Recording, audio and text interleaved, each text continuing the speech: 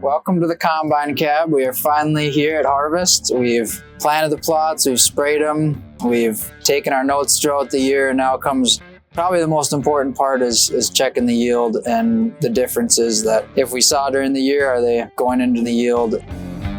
So to walk through the cab that we have here, 9400 John Deere Combine, kind of upgraded with a scaling system inside the hopper. So there's a box in there sitting on 4 weigh pins, and that is how we scale through all of our entries.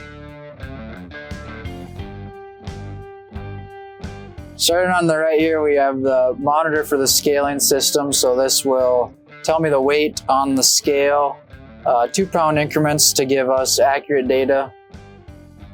Next, we have our iPad. What I have pulled up on there is climate field view.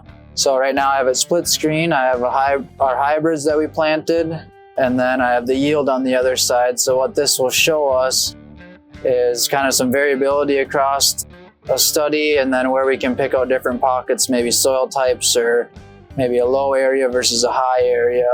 And then we can break the data apart and do little zones in here that'll help build a better data set, build an understanding of where these products are gonna do very well or where they need to do some work yet.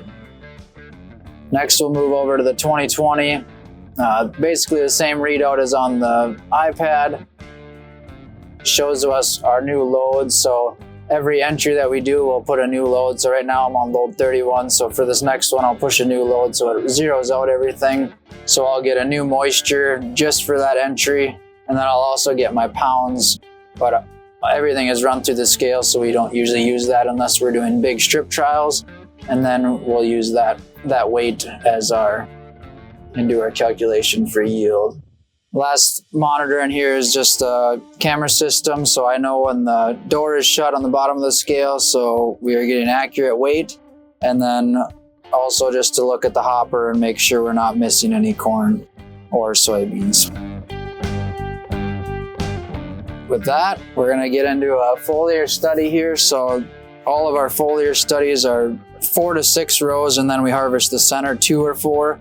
So it gives away from that drift effect, anything overlap that may have happened. So we just take the center rows on those. So we'll get into the study and see how everything operates.